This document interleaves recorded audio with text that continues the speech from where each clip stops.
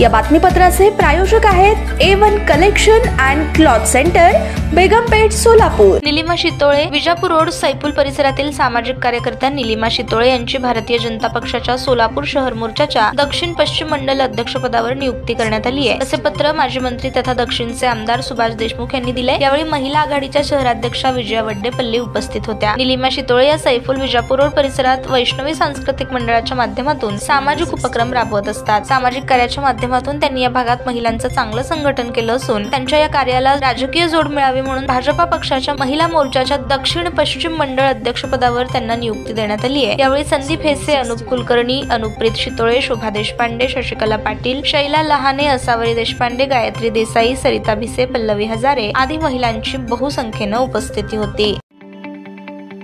ताज्या बातम्या पाहण्यासाठी प्राईम महाराष्ट्र न्यूज चॅनलला सबस्क्राईब करा।